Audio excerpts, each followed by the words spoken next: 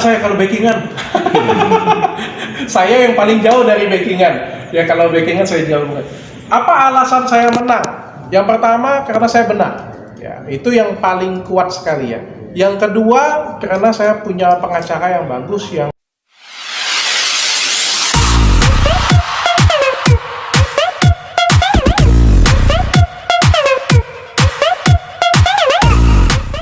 Tiga bawain dulu ya.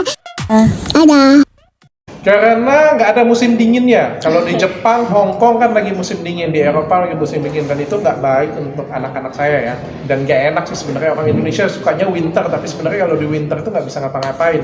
Jadi kalau pikiran saya kalau di winter seperti ini punya harus di Asia sih. Asia yang dekat-dekat aja karena musimnya masih panas dan nyaman banget tuh liburan. Bangkok nih udah yang keberapa kali dong? Saya keempat kali ya. Rencana berapa lama di sana? Apa aja yang Sampai akhir tahun, mungkin tanggal 2 atau tanggal 3 nanti saya akan pulang ke Indonesia lagi. Mungkin destinasi apa dok yang belum dijelajahin di Bangkok nih dok? Kalau saya sih sudah, tapi anak-anak belum, jadi saya ajak anak-anak keliling aja ke Bangkok semuanya. Kan banyak kayak sejarah-sejarah juga di Bangkok apa? Jadi ke Bangkok, ke Pattaya, ke Phuket, pokoknya keliling deh karena lama nih berangkat.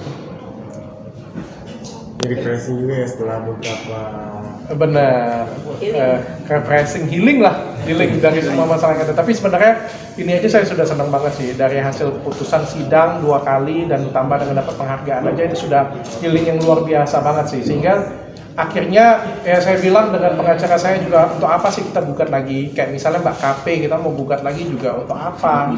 Saya pikir masyarakat juga tidak teredukasi dengan baik dengan gugatan-gugatan seperti ini punya ya. Kecuali mbaknya gugat saya lagi. Ya mau nggak mau kan saya harus melindungi diri saya. Mau nggak mau ya saya bisa melaporkan balik.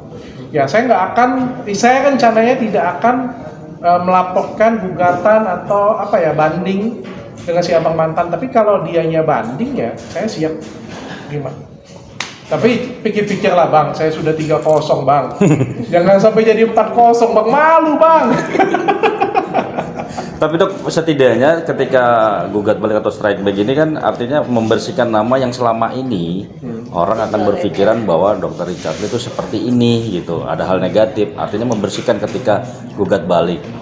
Saya pikir cukup ya, dari hasil persidangan aja itu sudah cukup dan terang benderang sih sebenarnya. Dari hasil persidangan tiga-tiganya itu terang benderang banget ya. Satu dari KP ya, menyatakan ini bukan hanya saya tidak bersalah, status tersangka saya pun tidak sah dua-duanya. Handphone saya itu tidak sah penyitaannya. Artinya apa? Bukan hanya tidak bersalah, bahkan tidak layak untuk dimasukkan ke unsur pidana. Bayangkan ini ya, jauh dari kata bersalah, layak dilaporkan aja enggak.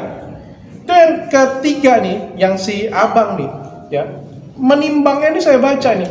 Satu, si abang dikasih kerjaan kagak kerja, tapi minta bayaran full. Si abang menjelek-jelekkan saya, menjelek-jelekkan klinik saya, tapi minta dibayar terus. Ini kan pertimbangan hakim kan sangat menentukan banget, kan dilampirin semua pertimbangannya untuk mendapatkan hasil kesimpulan ini. Jadi saya pikir ini sudah cukup sih, kita kasih tahu ke masyarakat aja. Saya nggak perlu membalas sih, saya pikir. Kalau saya membalas bahwa mungkin lebih ke ego aja semua seperti itu. Bang, apa sih bang yang membuat dokter menang 3-0 ini kan? Ya selain dokter itu benar gitu kan pasti menang karena benar kan. Tapi ada dugaan juga nih karena ada backingan atau gimana. Oh nggak ada saya kalau backingan. Saya yang paling jauh dari backingan. Ya kalau backingan saya jauh banget. Apa alasan saya menang? Yang pertama karena saya benar.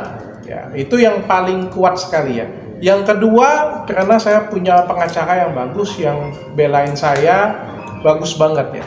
Yang ketiga saya pikir masyarakat Indonesia juga bisa mendukung yang mana yang benar, yang mana yang salah. Cukup sih kalau masyarakat aja dukung, hakim aja bisa lihat kok yang mana yang benar, yang mana yang salah. Saya juga nggak ada yang saya tutupin semua ya. Saya nggak pernah setting apa-apa semuanya. Dan saya hampir di semua permasalahan hukum saya semuanya terlibat. Jadi saya bisa melihat dengan jernih bahwa ini kita pasti menang. Di kasus KP waktu di meeting saya masih ingat banget saya ngomong, ini 99% kita pasti menang. Kenapa bisa jadi seperti ini? Karena kita nggak punya kekuasaan, kita nggak punya koneksi apa-apa. Menurut saya kalau sama-sama tidak punya koneksi, dari awal kasus dengan KP ini tidak akan bisa naik, tidak mungkin bisa naik. Bayangin, status tersangka saya tidak sah, tapi 2 tahun saya disiksa dan 2 tahun saya ditangkap. Aneh kan? Tidak sah loh. Nah, artinya kan nggak pantas untuk naik. Begitu juga dengan si abang mantan ini. Setiap kali saya meeting saya bilang, ini kalau hakim bilang dia menang, keterlaluan, kelewatan. Kayak gimana ceritanya diminta 10 tahun bayaran di depan, disuruh kerja kagak kerja, terus tiba-tiba dia menang. Terus mana dia maki-maki saya di pengadilan lagi, tidak menghargai pengadilan. Belum lagi dia marah-marah pengadilan, dia mendorong pengacara saya di pengadilan. Ya kalau misalnya dia menang, wassalam. Nggak tahu lagi saya mau ngomong apa. Dok, dari masalah-masalah ini respon anak-anak gimana, Dok? Anak-anak nggak tahu, tapi yang istri yang lega banget, tapi istri juga yang paling support, yang paling nasihatin saya untuk tidak melanjutkan ke depan itu ya istri saya sebenarnya. Kalau pakai jiwa saya sekitar 5 tahun yang lalu, gas, balas. Tapi istri saya selalu nasihatin saya untuk apa sih yang seperti ini punya. Pada endingnya itu orang akan melihat konsistensi Dr. Richard ini ada di mana. Konsistensi saya adalah ngasih edukasi ke masyarakat, ngasih review ke masyarakat ya. Itu adalah konsistensi saya, bukan konsistensi bermasalah, bukan konsistensi masalah hukum. Jadi saya tidak akan memberikan konsistensi itu. Kalau saya lakukan itu seperti yang mereka inginkan pastinya. Saya pengen dikenal di masyarakat, saya adalah dokter yang baik, saya dokter yang menginspirasi masyarakat, saya dokter yang mengasih edukasi ke masyarakat dan bisa berguna untuk masyarakat Indonesia. Apakah perseteruan Denis dengan Uya juga merupakan edukasi dokter? Karena kan dokter sempat disenggol-senggol juga ya? Itu edukasi kan? Ya, Denis ngajak saya ribut, saya nggak bersuara sedikit pun. Ya. Kenapa? Karena saya nggak mau ribut dengan artis. Ya, siapa di sini? Saya sebut aja ya. Yang pernah ngajak saya ribut ya. NM pernah ngajak saya ribut. Mbak DP pernah ngajak saya ribut. Pernah kan? Denis juga sama. Ya mungkin karena ini temen loh, emosian. Kalau saya memang tukang buat ribut, saya laden itu 3-3-nya tuh. Usuh tuh. 3-3-nya tuh. Saya ladenin. Bisa menang nggak saya? Saya pasti bisa menang. Karena saya tetap di jalan yang benar. Tapi ngapain? Cukup satu aja, KP aja sudah buat saya pusing, apalagi yang kayak ginian punya. Nggak mau saya. Si abang mantan juga sama kan, pada waktu saya putusin di bulan Desember, saya kan sampai bulan Mei tidak berbicara apapun tentang abang mantan. Tapi karena pada bulan Mei dia melakukan gugatan secara perdata, mau tidak mau saya melakukan kompres pertama kali itu kan pada waktu bulan Mei. Jadi intinya saya tidak pernah mau cari ribut dengan siapapun. Dokter Richard, cuman katanya pas dirimu disenggol-senggol Denis dulu pas dia buka toko bunga di Bali masih ngirim karangan bunga. Oh iya dong. Enggak, maksudnya gimana dirimu masih pengen menjaga hubungan pertemanan apa gimana sebenarnya? Gini ya, saya menganggap beliau itu teman. Banyak mungkin masyarakat Indonesia nggak suka saya berteman dengan dia. Saya hargain itu. Mungkin masyarakat Indonesia sayang dengan saya, karena mereka sayang dengan saya, mereka tidak memilihkan teman yang baik untuk saya. Tapi kan saya sendiri sebagai pribadi kan sebenarnya bebas untuk berteman dengan siapa saja. Saya berteman dengan dia ya berteman pada umumnya saja. Saya ya namanya kita teman biasa aja. Ada bisnis, ada dia BA saya iya, tapi saya teman seperti biasa aja. Tidak berlebihan lah menurut saya. Dan itu adalah hak saya untuk berteman dengan beliau. Dan menurut saya, cara menyelesaikan ribut dengan teman itu bukan melalui media sosial dan bukan melalui kamera-kamera seperti ini. Ribut sebagai teman ya, angkat telepon ributin. Habis sudah selesai itu ya udah, mau tunjuk-tunjukkan, mau berantem, mau tonjok-tonjokan ya udah. Tapi tidak di depan kamera. Menurut saya seperti itu. Dan saya menunaikan kewajiban saya sebagai teman. Saya tidak kontenin, saya nggak ngapa-ngapain. Beliau bikin acara, saya tetap ucapkan selamat, saya kirimkan karangan bunga. Tapi dirimu masih ada komunikasi nggak sih dengan Denis setelah disenggol-senggol itu? Awal-awalnya enggak.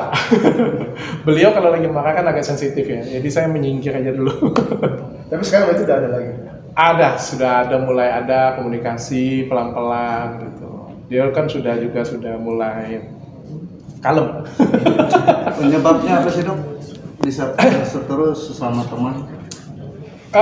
Sebenarnya beliau aja yang lagi sensitif ya. Itu permasalahannya sebenarnya permasalahan nggak penting sih sebenarnya, masalah Bang Densu. beliau makan dengan Bang Densu kan, Bang Densu Sumargo. Saya cuma bilang jangan terlalu ribut-ribut lah, kita sebagai public figure kayak gini punya, janganlah terlalu berantem-berantem, apalagi kan di luar dari substansi sudah, yang mau dikejarnya yang ini aja, yang ini nggak usah disentuh lagi gitu kan. Tapi beliau pada waktu itu kan lagi sensitif banget dan lagi emosi banget dengan Bang Densu, akhirnya ya saya juga kena pukul deh. Ekornya kemana-mana.